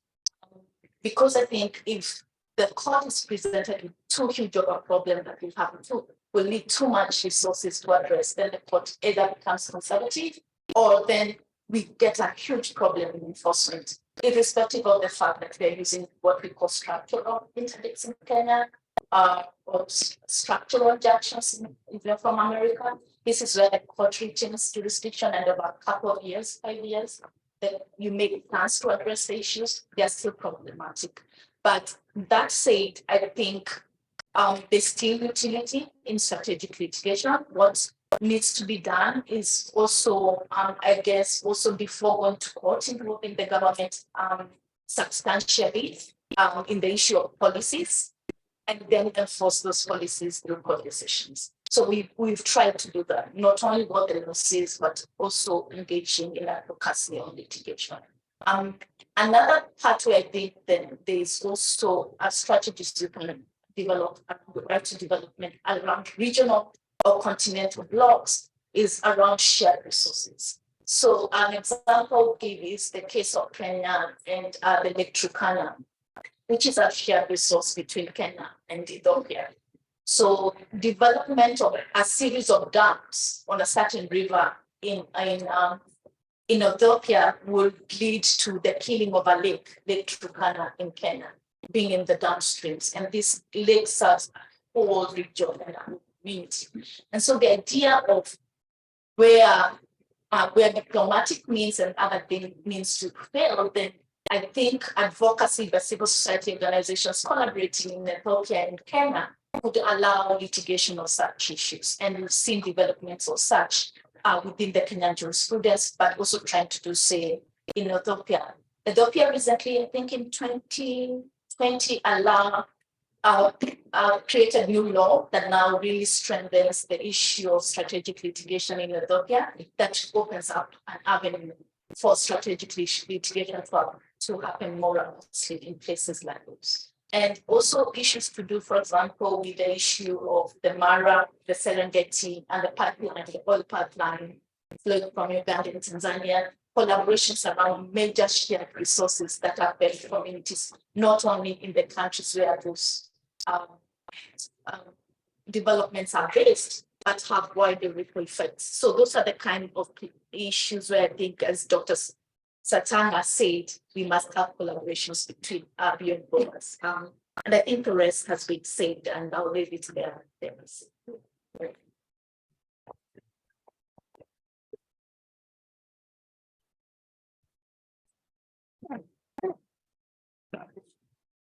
Thank you very much for all those interventions, very important interventions, especially the experiences from Kenya by Christine Nkonge. Thank you.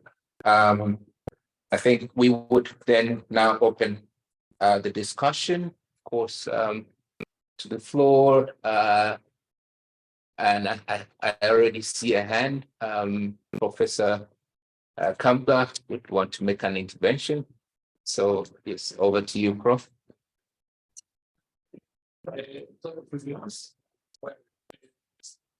Sorry, so stop my voice. When this university, I think especially when we speak, I'm going to do but to say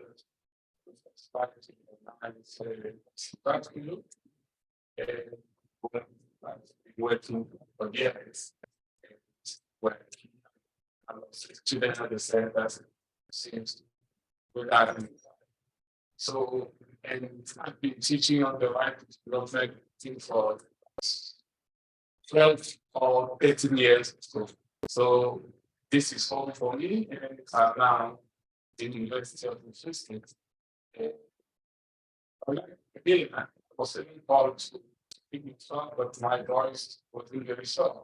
So thanks for the opportunity. I would like to make two comments. When we talk about the mitigation of the right to development, about strategic mitigation, I think we should, now that the main impact is the right to development, where it's mentioned, is possibly sometimes in the level of the constitution, which is now so in thinking of the place of instance. In that context, is very about again about we have to consider the necessity to have the separation of power. It means that judges, just 7, who can say says in isolated areas, if they are seen to be a active judicial citizen, will not have some of these councils. And this is to say, we need to try to transform judiciary with the entire separation of powers. Speaking of the right development in some of our countries, where judges we also sometimes refer to the activity for what to do. Executive use the notion of the right to development as international state for politically, but in the country, nothing is done to ensure that right is integrated. Thank you, Professor. Thank you. So we still have just about 10 minutes to have a general discussion, and so anyone who wants to take the floor is very welcome to indicate your hand, and would give you the opportunity to also respond. Yes, sir. And you can use your mic. Yes.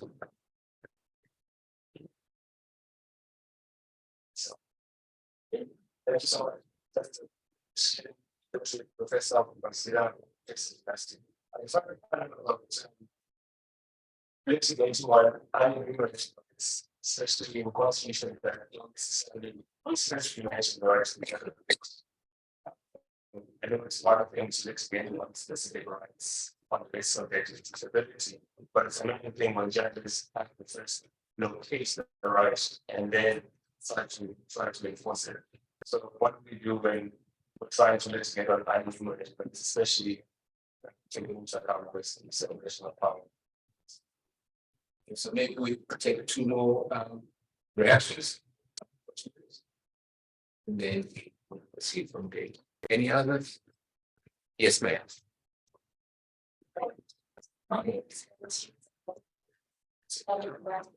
So my question is on the issue of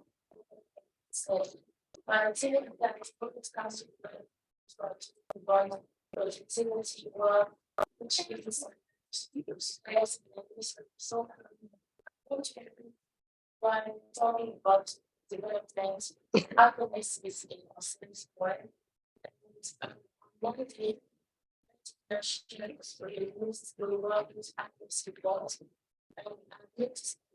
the first countries or the cities that are developed countries. So if I say about it comes to development, is that to say that in this case, when we actually by access? Is this directly in my theory? Any other? Yes, yes, sir. My name is so my concern with the situation of license in most countries, and I think you also mentioned judges are political affiliated, and usually it's political purposes and services. My concern is given that the government in itself has failed to cater for its populace, it's not better to step back to the entities and allow them to all the economies as well. And just the Thank you. I think I'll take the last one and then we would go around again. Yes, I see your hand, the gentleman at back. So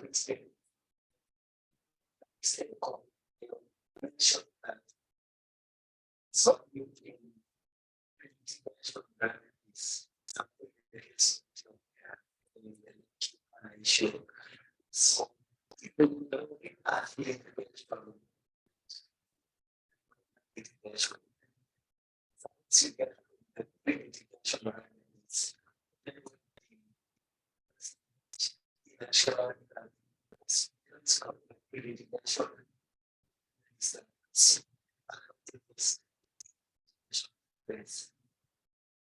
Thank you. So I think we would request the sure.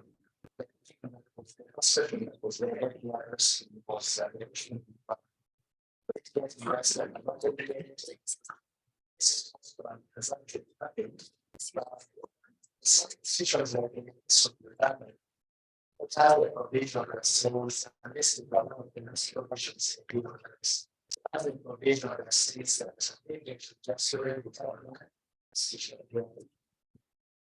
have another district health and similar provision.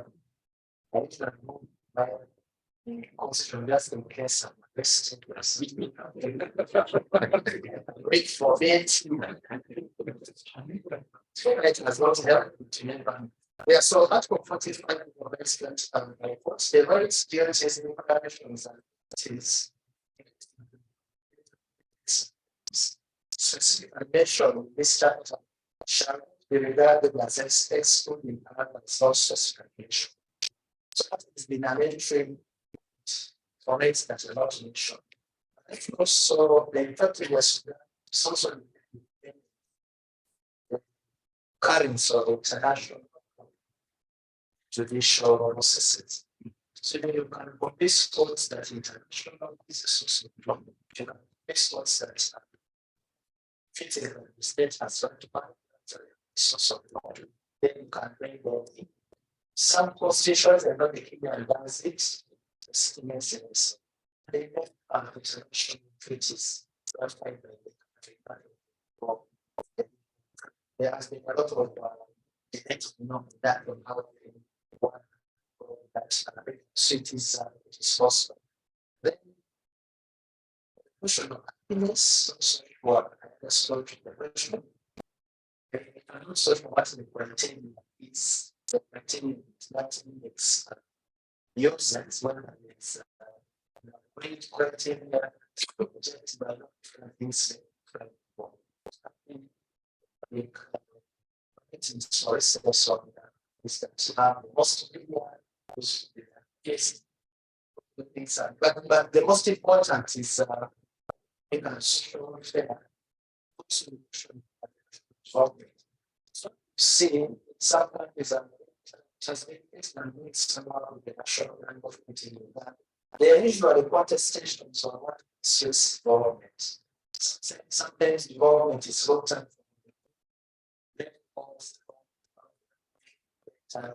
which may be good, but may not necessarily translate into happiness. So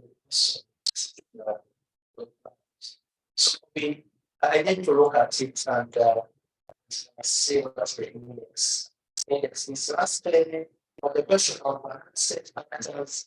The starting point is you cannot avoid state matters. You cannot avoid this. The state cannot do things on its own. It makes the issue has always been what extent is the private sector implemented. And the question of Africa, we have been issues on the state after the very certain state actors. You can see what is happening in Nigeria, this is all the time that the state is in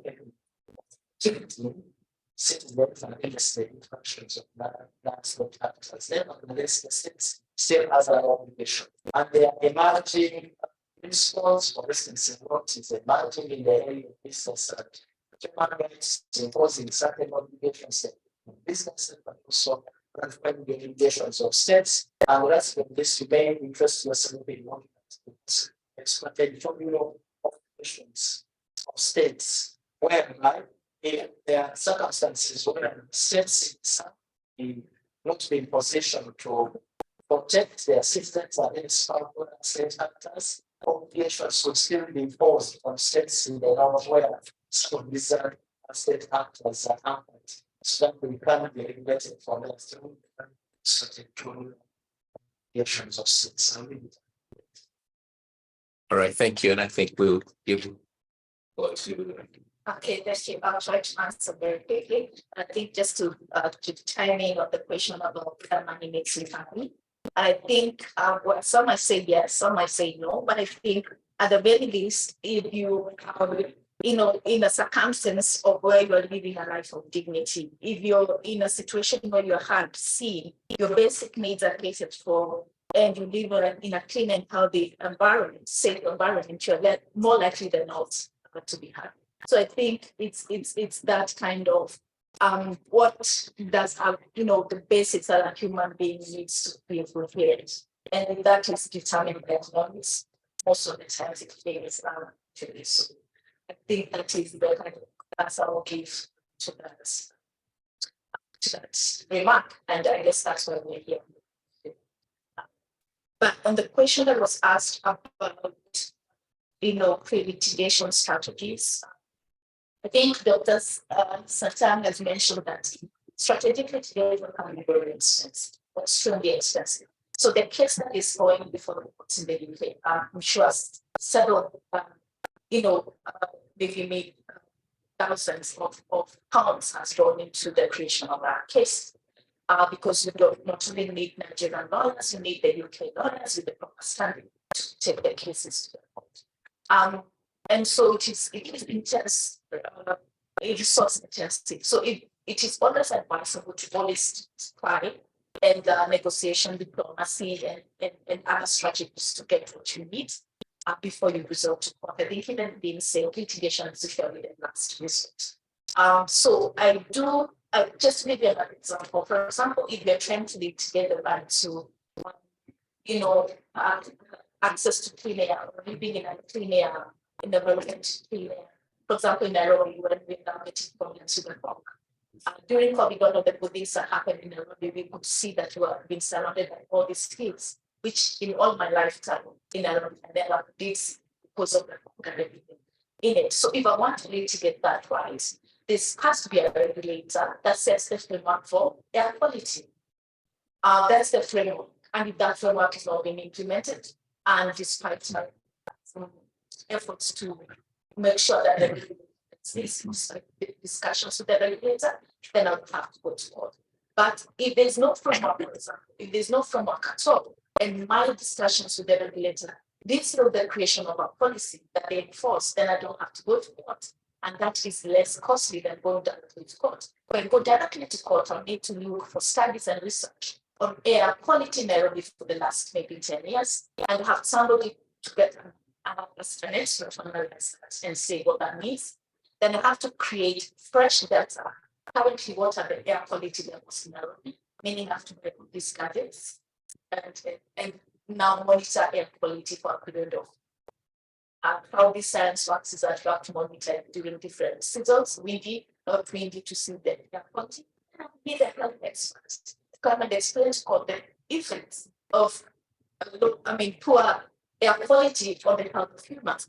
All of this needs a lot of money. Right?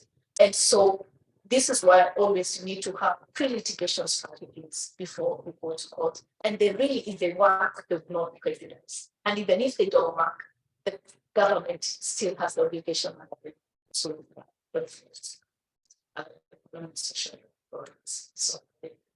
Thank you. So I have just been notified of a program that's also going to be another function that's going to happen here, and therefore we need to sort of wrap up. But I will take 2 questions from here. Sure. So I'll just take two questions, maybe one online, because we don't have to forget those online as well. And then we take another, because we kind of running out of time now. Is there something? There was a comment by the Okay. I'm Sorry, would you, I know you're online, would you want to make a comment? Chairman is also raised. Hello, can you all hear me? Yes, please, go ahead. Yes. Okay, I have a very short question since we're running out of time. Thank you very much. Thank you very much to all the speakers. My question is to Prof. Mbazira. And hello, Prof. It's good to hear you again. You mentioned, the line wasn't so clear, so I'm not 100% certain whether I heard you clearly, but you mentioned that states seemed to respect the Charter as a source of law. However, they did not respect necessarily its decisions. And you gave us the example of Botswana's response to the African Commission's decision in the Good case.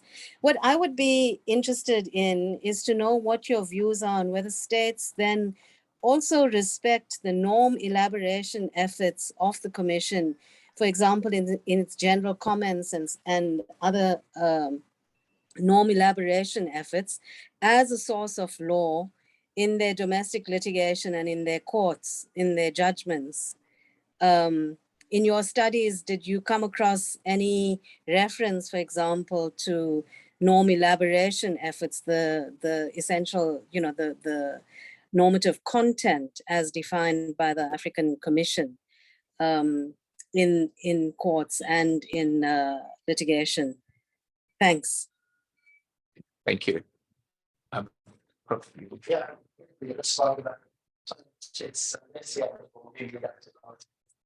so what I saw is an intentional must it's a reference to nature. Instances where what's the chat and looked at it as the source of law.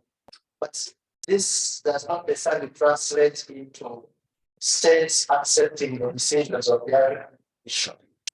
Nonetheless, it powers or it strengthens the applicability of the charter at the domestic level in the courts expressly. In fact, the charter produce orders. But when the courts know that it is so much dependent on the quality of the legislation itself. If the people doing the litigation, the lawyers are not referring to the charter, if they are not referring to the source laws, then the charter is actually referring to these laws. But still, slowly, we are seeing cases and familiar with that. We are seeing cases in Uganda, even soft law sources of law as the African level being referred to. I could share with you one case of education where the court actually refers to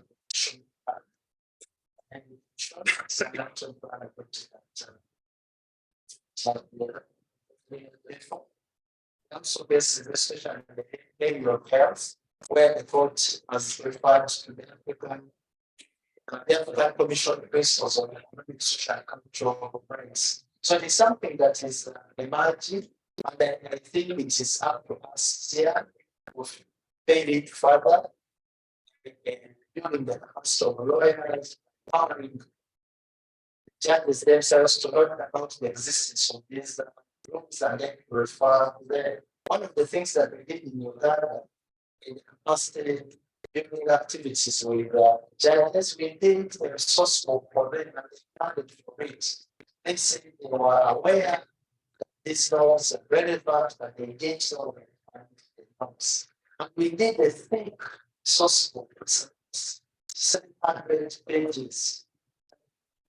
Together all the UN treaties that are relevant to different aspects of human rights, the general events, the charters, the African Charter, the charters of the rights of the child, and then the decisions from the international judicial and the judicial bodies as well as comparative jurisprudence. And after doing that, a few years later, we actually see decisions as sources of law is important.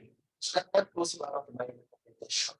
We need to build the capability of the judges. Thank you very much. And I think this is an ongoing conversation, and we can definitely look up and connect ourselves. If you need any contact, if you're online, for example, and you need to contact any of the speakers, please do reach out to me and I'll gladly do so. So at this point, we have come to almost the end, but we would now call on Secretary General Julie Binance to give us the closing remarks. So thank you very much.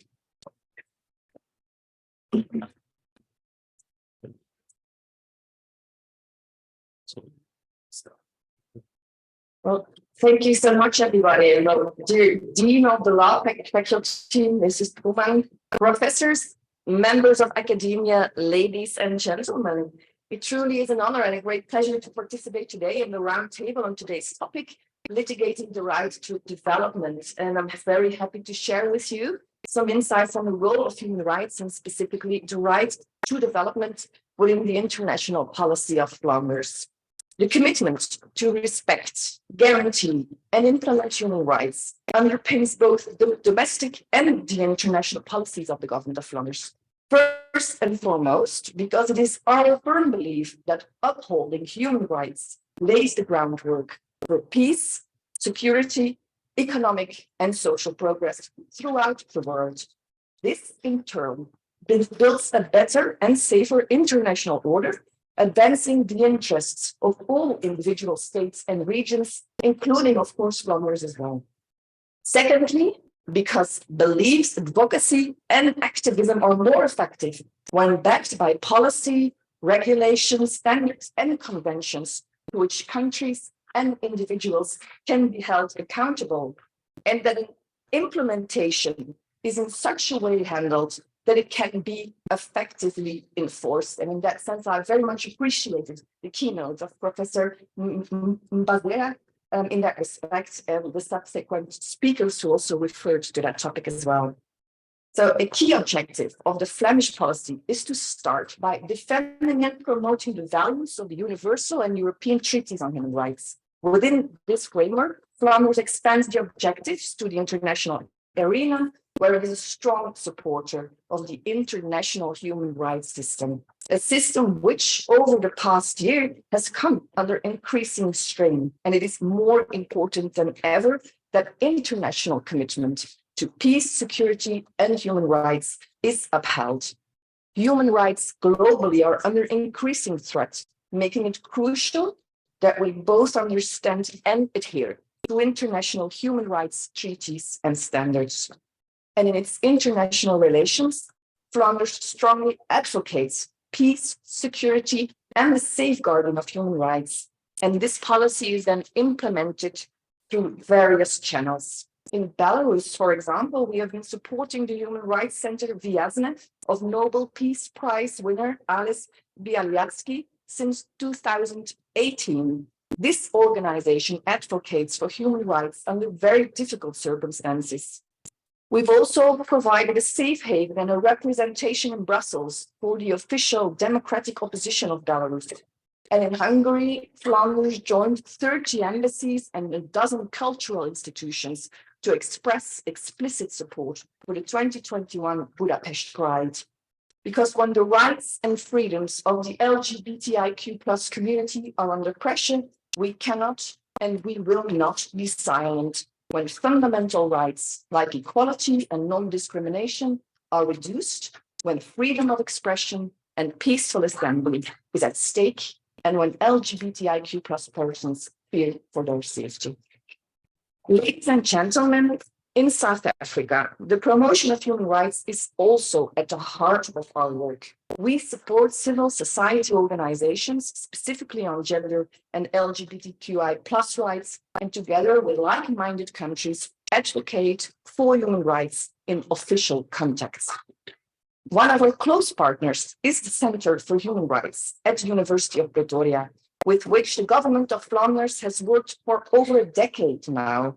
We support 3 advanced human rights courses organized in cooperation with our Flemish universities. On sexual minority rights in Africa, in collaboration with the University of Brussels, on African human rights systems in comparative perspective, in collaboration with Ghent University, and the right to development in Africa, a course in collaboration with the University of Antwerp. Our support allows delegates from government, academia, and civil society from all over the African continent to participate and engage with international counterparts. And these courses are where existing collaborations are strengthened and future collaborations and partnerships are forged. The different human rights systems, contexts, and challenges found in Africa, Europe, and the Americas make for stimulating discussions, knowledge sharing, and fruitful exchanges. The courses, therefore, also strengthen mutual understanding and create a sense of sectoral solidarity. Above all, with their focus on Africa, these courses build capacity and encourage a strong network of human rights advocates and policymakers throughout this beautiful continent. Ladies and gentlemen, I spoke about the implementation of human rights in the international policy of Flanders, and as such, human rights are also central to the international cooperation agenda of Flanders in Southern Africa. We support the implementation of the 2030 Agenda for Sustainable Development by funding programs and projects that strive to further the Sustainable Development Goals. The international cooperation programs of Flanders aim to realize the right to development of poor and vulnerable populations in the Global South through a rights-based approach, which focuses on partnerships and on inclusion. The leave no one behind principle is the starting point from which we mold our practices on relevant, efficient, effective, impactful, and sustainable cooperation. And to this end, Flanders has implemented various strategies to promote effective cooperation.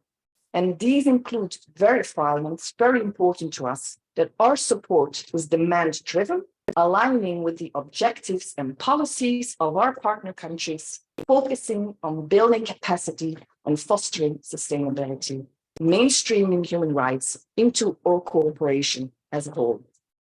Our support to the advanced human rights courses, which build capacity of actors in the Global South based on choices made by those same actors, fits in this approach. The cooperation between the Center for Human Rights, the African experts on the programs, and the Flemish universities is of mutual benefit, as it creates opportunities for exchange which enrich all parties. And I was very pleased to hear the speakers and the people who intervened make that same reference. It is therefore my wish that both the government of Flanders and its academic institutions will continue to interact and engage with international partners on the paramount issue of human rights and their implementation. I believe that roundtables such as these are neither the beginning nor the end of the interactions, but rather stepping stones towards a deepened and continued partnership. Thank you so much.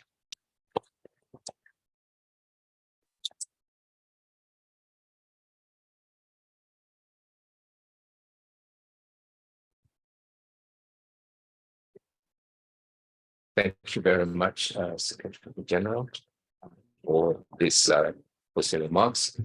We have actually come to the end of the proceedings, and so we would exit in this manner.